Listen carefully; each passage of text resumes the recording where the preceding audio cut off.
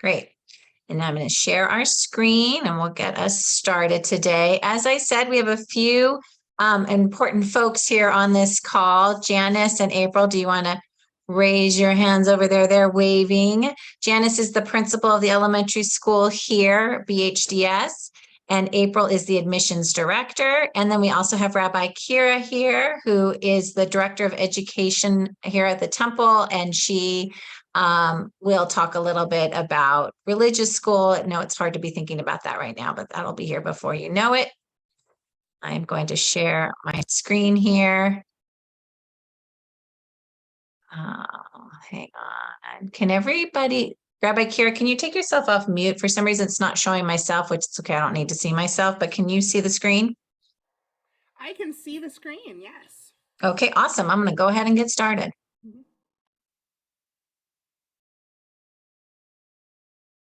All right, here we go. First thing I want to talk about, so a big part of why we're doing this a little bit earlier is I know that the birth dates have changed around TK. So I really want everybody to understand a little bit more about our Mahina program and how important that is. And I'll talk a little bit more about that as we move through here. So what will happen in the same way for those of you whose second year it is this year, the same way it happened as last year, we will do priority registration. It's typically done at the end of February. It lasts for about 2 weeks, and you are automatically in priority registration simply by already being in our program. Siblings also are automatically in our program, and same with our parent and me families. The fourth category for priority registration are families who come on a tour and they fill out an application for admission because they don't fall into any of those other areas. And then they also are in that pool for priority registration.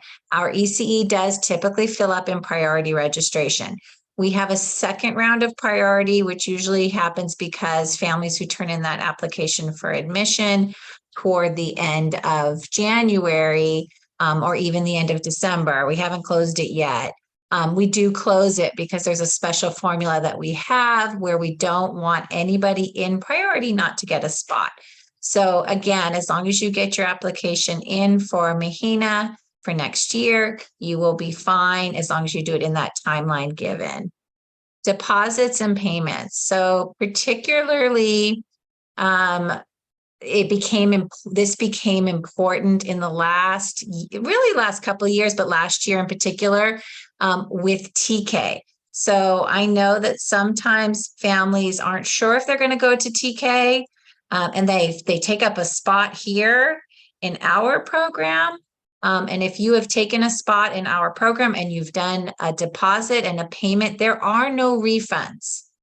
Last year, we only had 2 or 3 families that this happened to.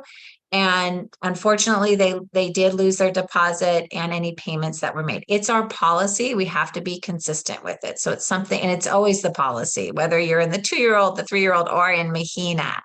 But it's really important. And part of why we moved this up is where people really need to know what they're doing before they take that step. And it's important for your kiddo's sake as well.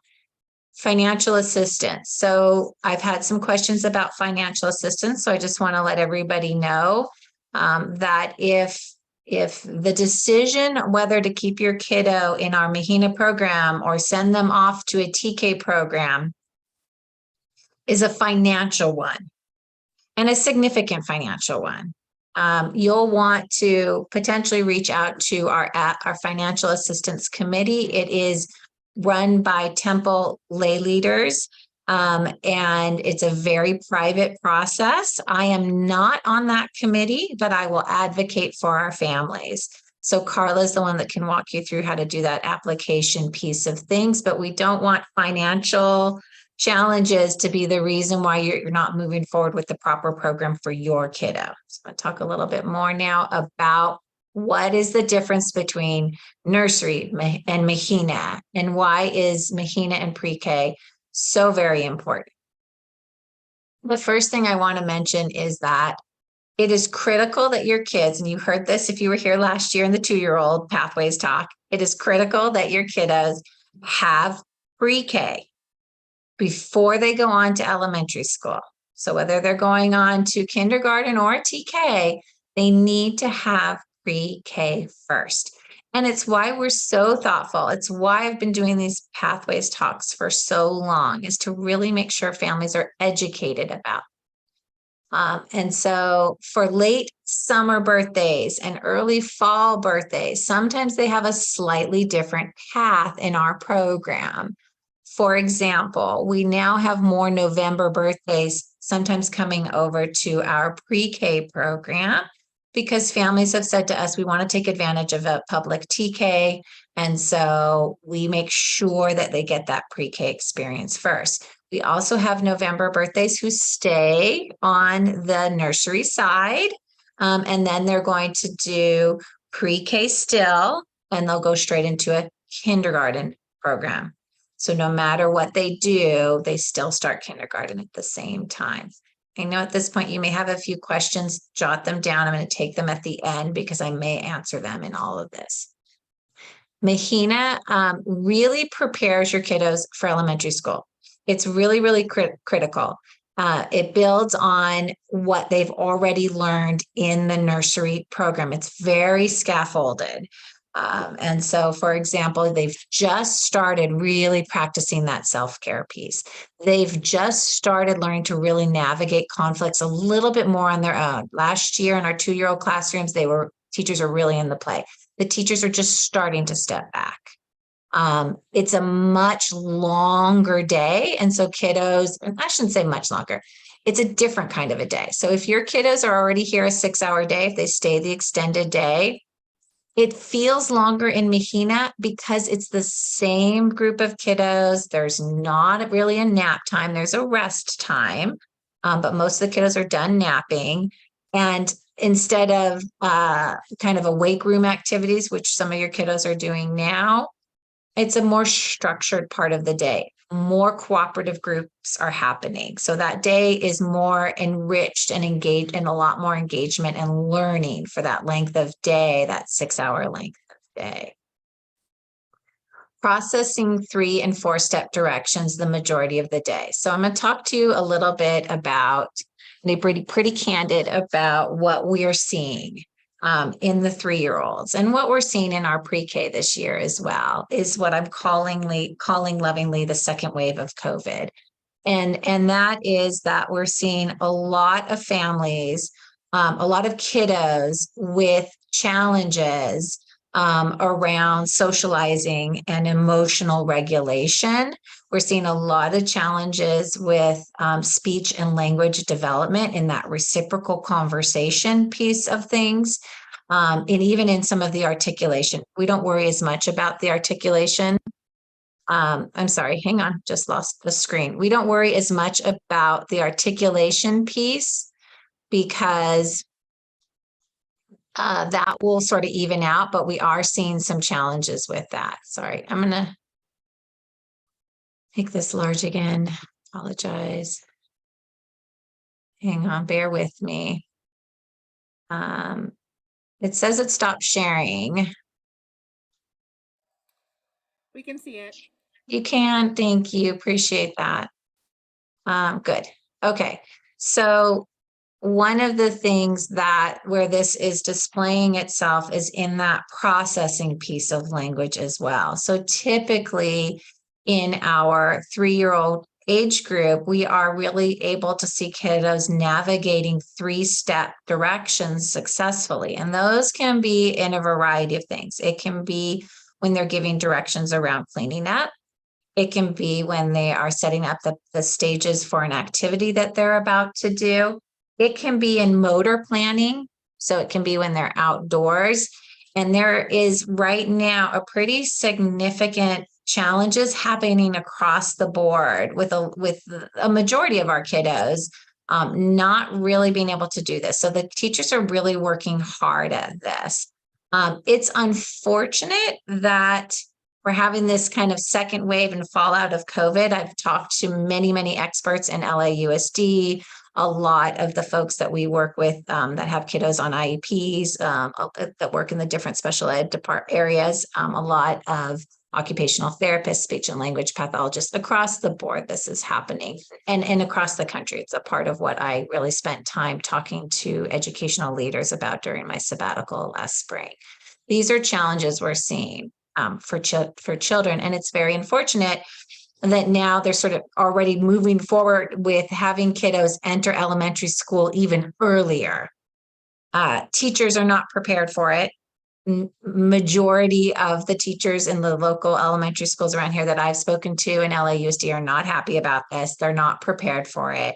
And so these pieces that children need to have in conjunction with the lack of LAUSD being prepared is a recipe for disaster. So I'm going to talk a little bit more about that, but I really want to impress upon you the things that happen in Mahina to help solidify these skills that kiddos need before they go off to TK or kindergarten. So that processing of 3 and 4 step directions is really important and something we'll continue to work on this particular school year, and it'll get really solidified in pre-K.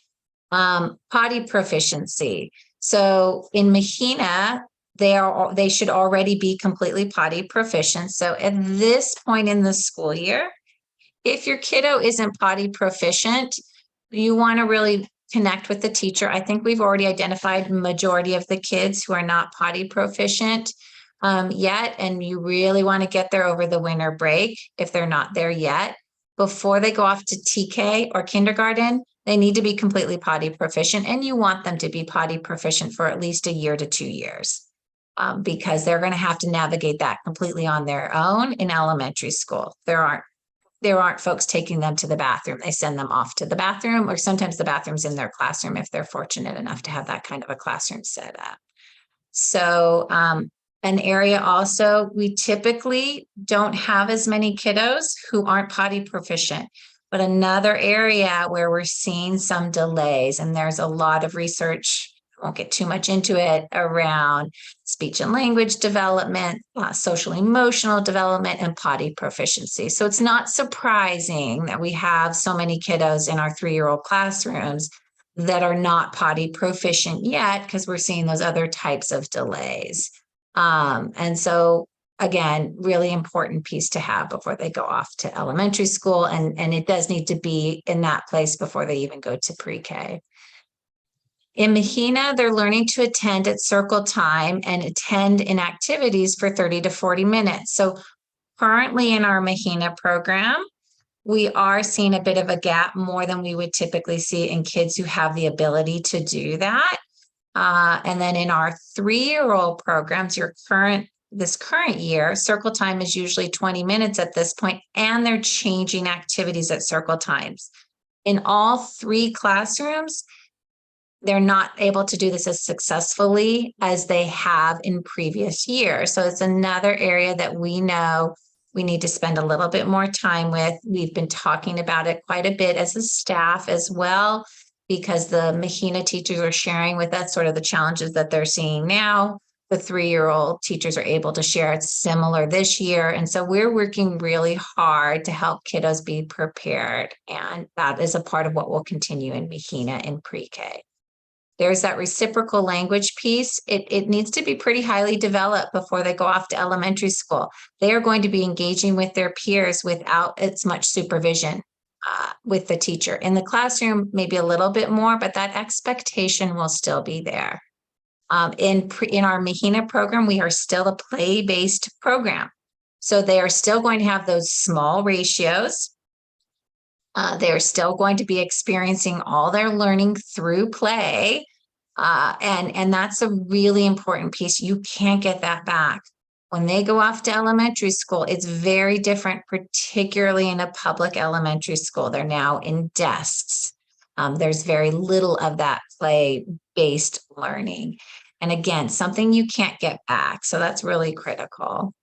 The focus in Mahina is on self-regulation and executive functioning pieces. So we move from that, having that self-care piece down into really navigating the self-care of their emotions, learning to self-regulate. And those executive function pieces happen when we open up the doors in the morning. So in the morning, all of the doors are open in Mahina. So they get that practice with moving through and socializing with a broader group of children. Keep in mind that in our pre-K, currently in the current year that they're in, the ratio is a 1 to 6.5. When they go off to pre-K, it stays about that. It's about 13, 14 kids in a classroom and 2 teachers. So that ratio is about 1 to 7, 1 to 6.5. When they go to a public elementary school, it quadruples. So you're talking about 1 teacher with 24, 25, 26 kids. If they go off to a public or private school, that ratio is a little less typically. As I said, we have Janice and April here, and so we'll give them a moment to talk a little bit about that. And that ratio is a little bit smaller, but still that expectation to be able to regulate and to make some of those executive functioning decisions. If I go into this space, what's going to be expected of me? If I interact with this kiddo, how am I going to be able to navigate that? If I typically get silly with that child, or we sometimes have conflicts with that child, we want them to learn how to navigate that. Executive functioning really doesn't finish developing until they're in their late 20s. And for some even later. But that's a really important piece of the pre-K program. In our pre-K, now is the time we really start a literacy component, knowing that when they go off to TK and kindergarten and elementary school, they'll need to have more of that. Many of your kiddos are already really identifying letters and letter sounds. The broader thing is really understanding beginning, middle, and end of a story, understanding how endings can change, understanding the full idea of why letters form, books and reading, and the things that we do around literacy. So all of our pre-K kiddos, our Mahina kiddos, leave as emerging or beginning readers. And then with the exception, some are a little bit more advanced depending on how their brain works. There's more math and science concepts. So they're building on what are teen numbers. Again, this is what they'll need going into TK and kinder. So when they're doing calendaring, for example, when they're sitting and attending at circle time, they're going to be doing songs, and they'll move into calendaring. And calendaring, they'll talk about teen numbers. They'll talk about odd and even numbers. They'll do patterning on their calendar. So no longer will it maybe be an AB pattern. It may be an ABBA pattern. It may be an ABC type pattern. But those broader concepts are really important. They'll talk about matter. They'll talk about density in a lot of the science activities that they're doing. They'll talk about negative and positive space when they're doing art. These concepts are really important because it helps build that brain cognitive skills that'll be needed in elementary school. In our writing corners and with our manipulatives, there's a lot more of a development on fine motor. So they're working on the grip that kiddos have. That really isn't appropriate to start doing until they're in the pre-K program. And so you'll notice that the manipulatives become much smaller, a lot of Legos, a lot of construction and engineering happening, and they're really developing that fine motor skills. The writing corners become much bigger. They double in size and what is already in their classrooms right now. And it really exposes them to a variety of fine motor development. So scissors, being able to hold scissors and be able to cut. That's a skill that's really important. Can be really frustrating for kids that go off to elementary school and there's not as much supervision that don't have those skills down yet. So we really work on that. As I said, in Mahina, kids spend 50% of their day together interacting with each other and all of the Mahina staff. And that 50% is calculated by that free time that happens in the morning when all the doors are open, and then during their outside time. They'll also sometimes open up their doors midday, especially if it's raining or if they have some fun, different kind of a project going on. So kids are really learning to socialize with that broader group of children. Again, another area that we are seeing some delays, kiddos being able to enter into the classroom with ease. There's a little bit of a struggle there. We're noticing that kids navigating challenges with one another has been a little bit harder and needing a lot more support. So having that time with a broader group of children is really important. So your kids will get reconfigured into one of the Mahina classrooms. So they won't all be with the same group. You got to really trust that process. You've already been through it once. If we're in a 2-year-old class and you got reshuffled into a 3-year-old class, super important that in this place where they trust everybody and they know each other, that they're stretching their socialization skills just a little bit in the classroom. So if they're not with their best buddy or you're not with your best buddy or best family friends, it's okay. When they're in the classroom and doing that learning piece, they will be able to still see their friends at all the other times. Okay. How is pre-K different than TK and kindergarten? It's like alphabet soup. So I want to just tell everybody a little bit about all these Ks. So pre-K is Mahina, and pre-K should happen before any child goes on to elementary school. It's really critical. I'm going to tell you right now that there is not one child in rooms 4, 5, or 6 that is ready for elementary school. I've really met with all of the teachers because we're navigating some different challenges this year in what we would typically see in development, and we're altering our curriculum as such and our socialization pieces as to accommodate all of that. I can confidently tell you there are no kiddos in our 3-year-old program turning, I know some of them are starting to turn 4, that will be ready for elementary school next year, which is why it's really, really important that we keep these kiddos on the trajectory that you've started them on. TK is kindergarten. So TK is kindergarten, but they're not expecting kids to master it. So it is elementary school. Kindergarten begins after pre-K for kids who are 5, and it begins after TK for kids who most likely are going to be turning 6 in their kindergarten year. So whatever the pathway is, their birthday dictates where they're going. New this year in 2023, kids qualify for TK in LAUSD if they turn 5 between September 2nd and April 2nd. Last year, they changed it to February 2nd. And so there are some kiddos that do qualify for that, for those programs in our 3-year-old classrooms. Again, I strongly would discourage anybody from doing that. Something to know about LAUSD. So LAUSD, there are some schools that already have teachers who've taught kindergarten and who've taught preschool, and they have the requirements that are now needed for TK. So there are some schools that do have that, but very few.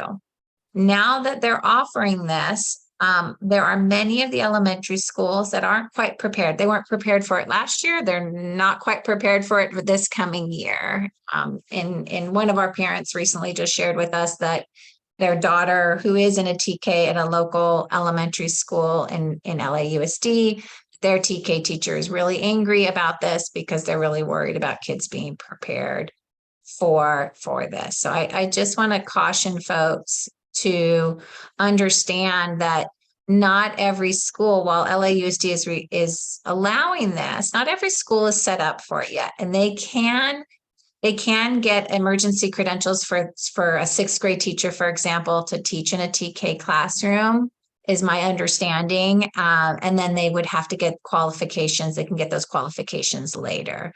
I mean, it's no surprise that, as we've all heard, it's hard right now. Educators are leaving the field. So schools are really struggling. And so they have built in some safety nets to keep those programs open. And listen, for folks who do not have the ability to send their children to any kind of preschool, having this option is really, really important. And so a lot of parents who take advantage of that program when their kids are still, 4, it's because they haven't had that. experience. But for children whose birth dates are in that October, November, those we do feel a little bit more confident sending them off to elementary school because we've really navigated making sure that they have pre-K first. Private schools typically have different guidelines. And for some of them, you have to even be 5 in July to be able to go on to a kindergarten. So, and they may not have a TK program. So private schools recognize the importance, a lot of them, the importance of making sure kiddos are really kindergarten ready. TKs came about initially because they were changing the kindergarten start date. And what happened is they learned that TK is really profitable because it brings in more money per student. And then again, now they're learning that it helps fill the gap for kids who also may not get to go to preschool. So if your child needs a TK year, for example, and they don't qualify for LAUSD, you might have to think about private schools. So for only a small handful of you on this call, it would be if your child, for example, has maybe an August birth date and they're going to turn 5 in August, which means they would automatically in LAUSD go to a kindergarten classroom. But you feel like, they're not quite ready for kindergarten. And we have a few of those this year in our pre-K program. As I said, there's some delays happening. So we have a few with July birthdays, August birthdays. And if they want to go off to a LAUSD school, they're automatically going to be placed in a kindergarten classroom. So those kiddos need to consider typically a private school to do TK. And if your kiddo falls in that category, we'll identify it next year when they're in pre-K. When do we apply to private schools and what does that look like? So touring in elementary school should happen in the late spring or in springtime coming up. For next year, you'll want to tour the schools that you're considering for elementary school. And then that way, when you apply, you're applying in the fall, you already have a sense of, where you're applying to. I'm going to take the share screen off and let April talk a little bit about, April, are you still here? Talk a little bit about touring and how people can find out about touring. Sure. We are still in the process of touring for this coming school year. Very exciting. I'm meeting some really wonderful families that have come through the process. We do have one more tour for this admission season coming up. That'll be on Wednesday, January 25th. I'm going to drop the link into our chat here.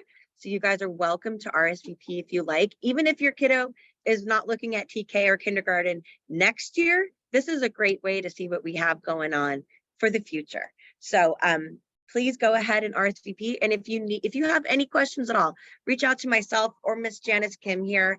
We're always available to chat. Thank you. That's great. And also for those of you that are considering a tour sooner, or even if you go on a spring one, you'll get a sense of what it looks like in a TK at a kindergarten classroom. You'll get a sense of what that expectation is. And so you can get a better sense of what kiddos need to have. So I'm going to go back to sharing my screen.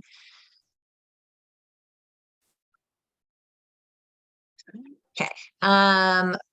With applications for elementary school, there is a whole process in our Mahina program. Everything goes through Carla. We'll send you all the information that you need when they're in pre-K, but all of the private schools, for example, will want us to fill out recommendations and so forth. So we have a whole process that we'll fill you in on.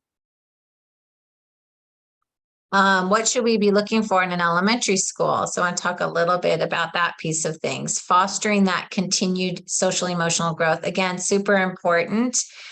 You won't be looking until you'll be in Mahina next year. And so there will be hopefully a lot more emotional growth. I know there will be. It's not hopefully. There definitely will be. And you'll see that continued movement. You'll want to continue that as they go into elementary school. Consider the environment and the ratios for what your child needs. So again, one of the reasons why we know that none of our kiddos are really ready right now is that we know that these kiddos are still needing a lot of support. They're not ready for those exponentially higher ratios when they go off to elementary school. In other words, being able to already have those executive functioning skills and those independent functioning skills. It's not age appropriate, really, but it's really important right now, especially after the last 2 years. So you want to really consider whether that is appropriate for your kiddo even when they go off to elementary school. So for example, for some children, they need a slightly smaller environment, and going off to a much larger school isn't always appropriate for them. So we'll talk about that next year during the parent-teacher conferences. Curriculum and for literacy, for the reading and writing programs. For example, here and at some of the local LAUSD schools, not all of them, they do have readers and writers workshop. They have potentially handwriting without tears. In our pre-K program, our teachers are trained in some of those programs as well. And so they'll do a little bit of that during the Mahina pre-K year. You'll want to know what their math and science programs are. Are they more hands-on learning?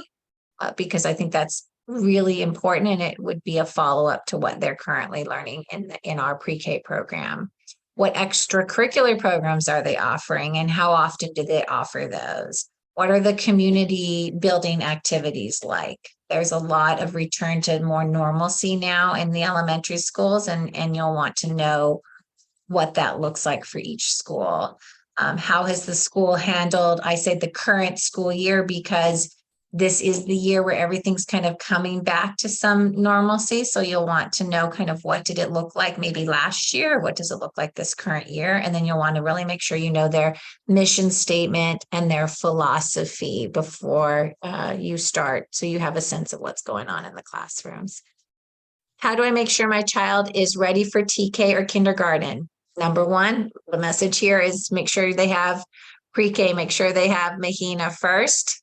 You want them to be resilient. So having that ability to navigate conflict when it happens. Many kiddos, maybe you're struggling a little bit at home with that, wanting to have more autonomy over themselves and over everything they're doing.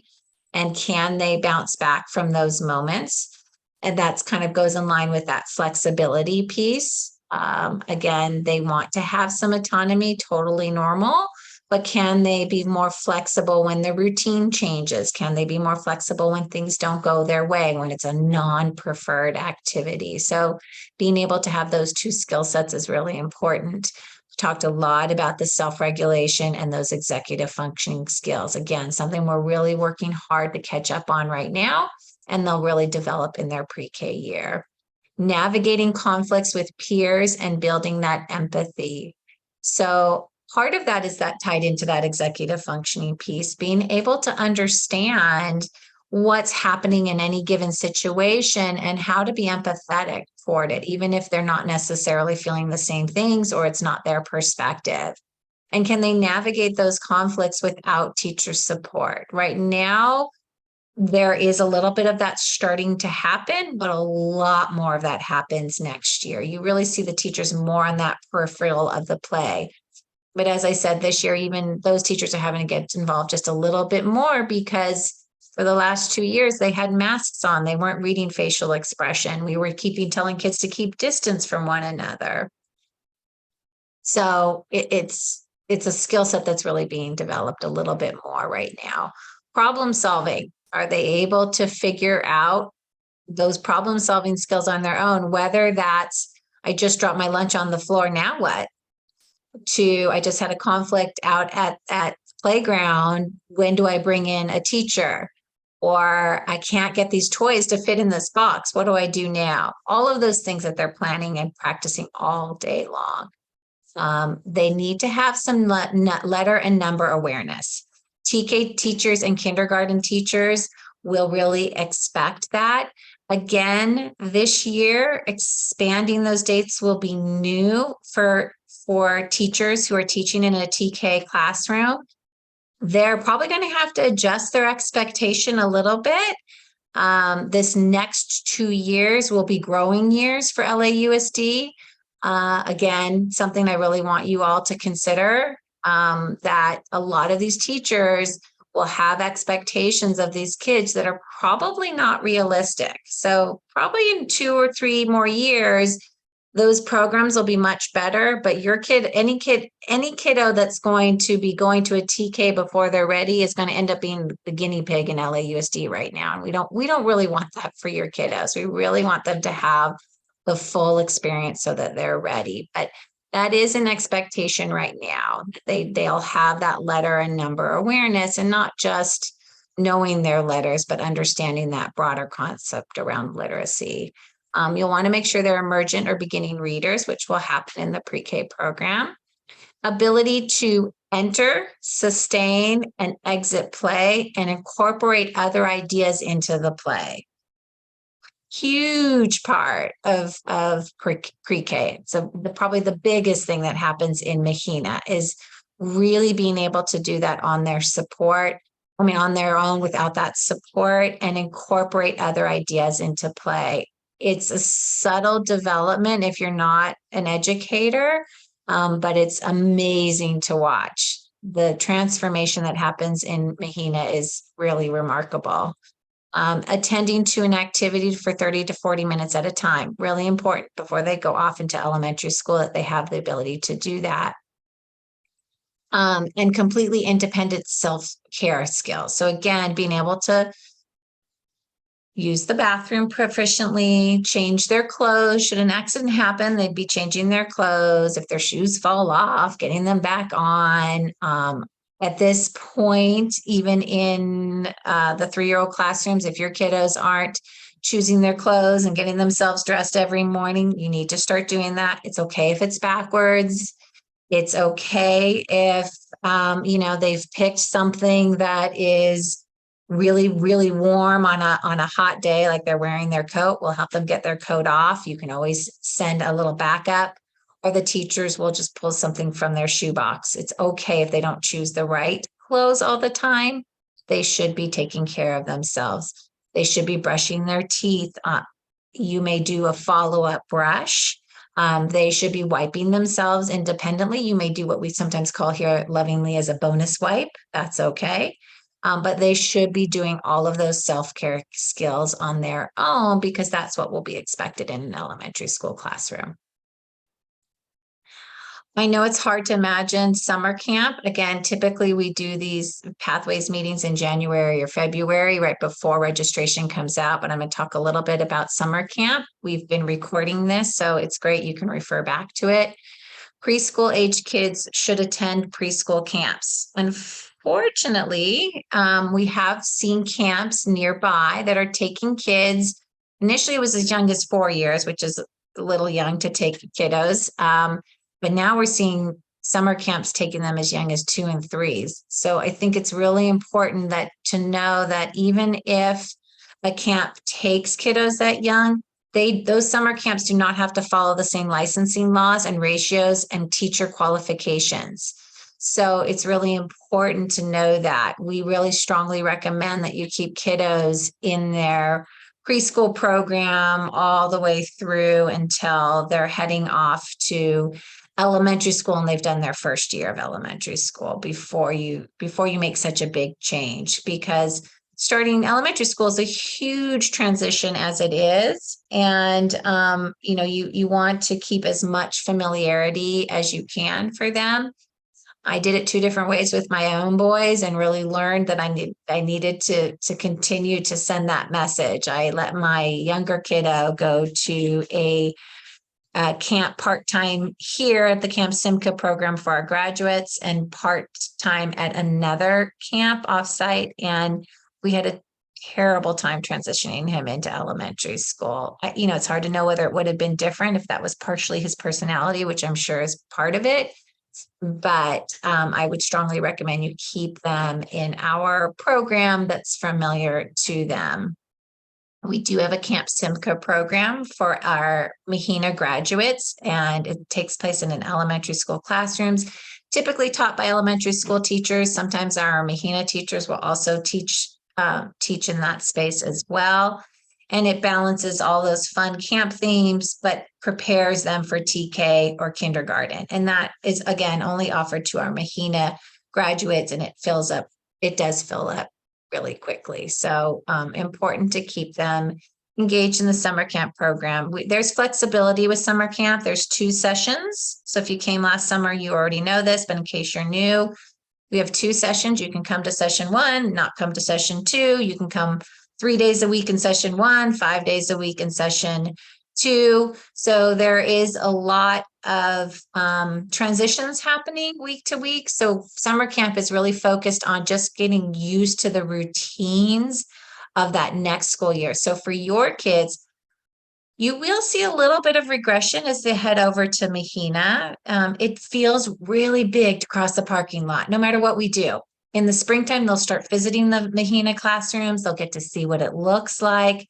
Again, there's a lot more literacy. The writing corners are much more developed. There is a difference in those classroom spaces, and it can feel big when they first start. They're also here a longer day. And again, even if they're here an 8 to 5 day, the amount of learning that's taking place for those 6 hours is much more, it feels a little bit more intense than what they're used to. So we really get them used to those routines in the summertime, practicing that length of day with really fun routines.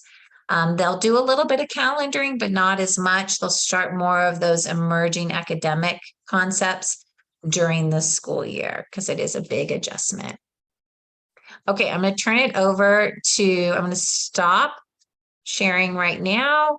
Rabbi Kira knows what she's going to talk about. I'm going to turn it over to Rabbi Kira to talk a little bit about religious school. I'm going to take a breath, and then I'm going to answer all the questions you may have. So Rabbi Kira, Thank you please. so much, Claudine. It's great to see so many of you here on this Pathways meeting, and several of you have kiddos in my religious school program. They're older siblings, so it's great to see you. Religious school, I know it feels like ages from now to even think about, but it'll be here before you know it. Religious school is open for our students after they finish their Mahina year. They come into the religious school program or the day school program. That Mahina year is so important for that. All of those executive functioning skills that are necessary, because we're a supplemental program. We're not an all-day, everyday program. So our kiddos are here once a week. And so it's really important that they know the building, right? That some of our classes are in the Mahina classroom, so they're very familiar with this place as a natural continuity of that Mahina year. And our religious school program it's a supplementary school. So it's meant to be a place where they're learning and a place where they're having fun. They're having these positive Jewish experiences. They're loving being Jewish. They're learning some of the content, especially in that TK Kinder year. They are doing a lot of holiday work. They're doing a lot of Torah stories. They're building on some of that Jewish studies curriculum that they experience in our Mahina program and just on the next educational level. They also have, it's a 2-hour program from 9 a.m. to 11 a.m. for that age group. There's an all-school tefillah opening assembly. This is, again, where that Mahina year will prep them really well for that experience, to be in a room with students from TK all the way to high school, and they feel like they own this space and they fit in and they know some of the prayers, and it's a beautiful experience. And then they have class with their teacher where they're doing a lot of hands-on projects. I know you've already been sent home with tons of Hanukkiyot and all kinds of things, and we'll build on that. We try to coordinate so you're not getting the same project over and over again.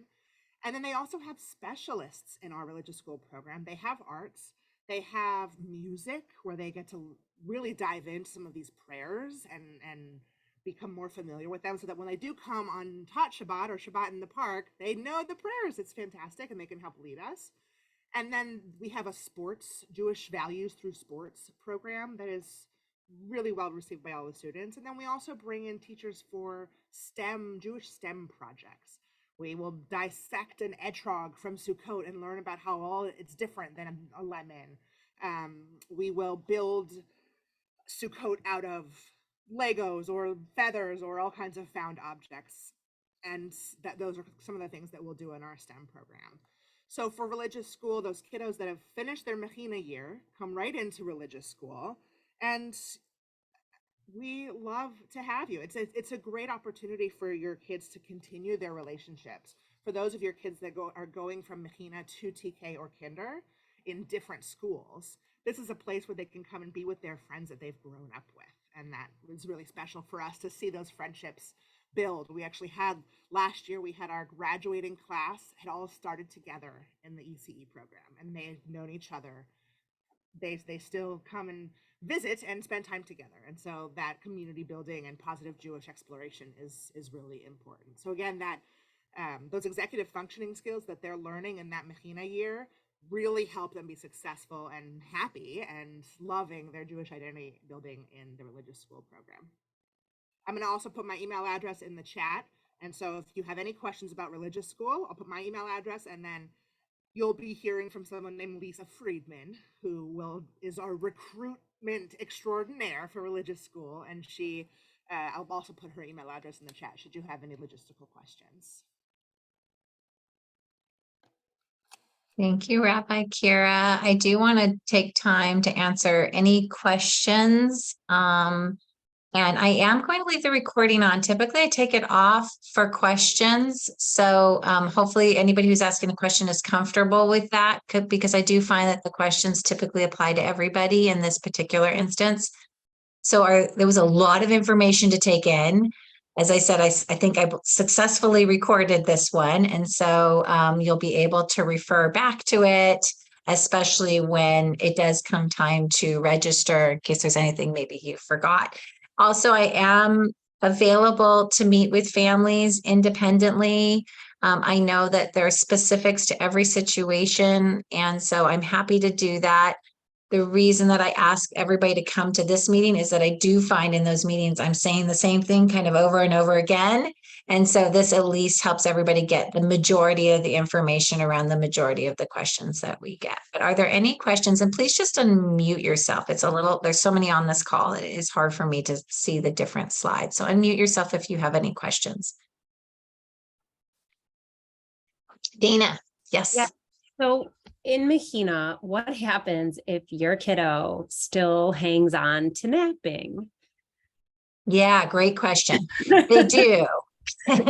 They do hang on. That's another thing that we're seeing in the Mechina program this year is a little bit more of kids hanging on to it a little bit longer than in the past. And again, I really think that's because of all of those skills that everybody's catching up on. So right now, typically in Mechina at this point in the school year, we would not really even be having nap mats, and would have wiped out their nap by now.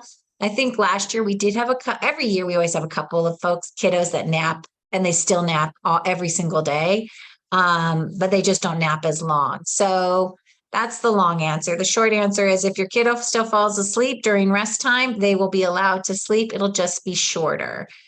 So you'll see that the kids naturally start to wipe that out, and it'll change around the springtime. But for some, they still need that nap. When they go off to elementary school, PK or kinder, they won't have a rest time. So we do want to help them understand the shorter, Janice and April are shaking their head like that just doesn't happen in an elementary school setting. So we start to help them understand. The Mechina program still has a rest time though. So they do a lot of mindfulness activities, meditation, yoga. If you've had a kiddo already in our Mechina program, you know about that. And again, during that time period, if they fall asleep, we let them sleep, but it's short. So you may have a very dysregulated child when they come home, when they first start Mechina. Don't be surprised because they're taking in so much information and they may not be getting the nap they typically had. So it can be a little hard at first, but I promise it gets easier. Any other questions? Hi, Claudine. Hi. Sorry, my camera's off. I'm having technical difficulties, but No worries. Are the summer camp dates already set? Yes and no. They are typically the same each year. So hang on, let me just grab my calendar. Please bear with me. It always, so school ends typically on like a Wednesday or Thursday. I can't remember the exact date it ends this year. And then we have a week of what we call mini camp, and then summer camp begins. So summer camp usually begins around, oh, I know. It usually begins around June 19th, 20th. And so because Juneteenth is now a national holiday, summer camp will begin the day after that. I believe Juneteenth lands what would normally be our first day of summer camp. And so it will look a little bit different in that it'll start as a 4-day week. So that's when summer camp will start. It goes for the length of 8 weeks. But historically, we lose a lot of folks around the 4th of July. And so we have for the last 3 years, I think, taken that week off because so many families don't want to pay for camp because they're traveling and so forth. So summer camp itself is 7 weeks, but it's over the span of 2 months. Then when summer camp ends, and that's usually around like the first week of August, there's like a week of mini camp. And then there's a week with nothing because we're doing staff development, staff trainings, prepping our classrooms. So there's no mini camp that week. And then the following week is when school in Mahina would start again. Great, thank you. You're welcome. Brochures for summer camp. Let me just really just kind of remind everybody quickly. If you may remember from this current year that you register for the fall before you register for summer camp. So we send out fall registration because we want to make sure everybody has their spot, and we've squared all that away. And then usually about 3 weeks, 2 to 3 weeks after fall comes out is when summer comes out.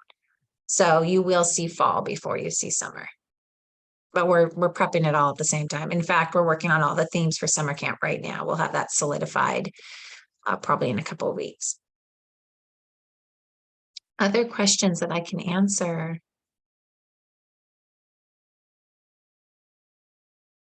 All right, it seems like we've covered just about everything. Please reach out if you have any other questions. Oh, yes, please. I have one question, and I'm sorry if I missed it. I was trying to multitask, so you might have said this. Is there an age requirement for Makina? So if Mila is 3 turning 4, would she be able to do Machina? Yeah, Mahina is for every single, all of your kiddos would go to Mahina next year. The only difference is that we will have a few kids from one of our kiddo classrooms in the two, we call it the 2-year-old group, but some of those 2-year-old group are turning have our long turned 3, and they're those kind of fence classes, those ones I just talked about, those November birthdays where they will be 4 in November. Some of those kiddos will go off to our nursery for 1 year, and some of those children will go off to our Mahina program, but that doesn't, you aren't in that classroom. All of your kiddos on this call, rooms 4, 5, and 6, all the next step is Mahina. Okay, awesome. Her birthday was, I think she's the youngest one in her class, so I wasn't sure, but good to know. Thank you. Yeah. No, she's good to go. That was a great question. All right, I'm going to go ahead and stop the recording. I want everybody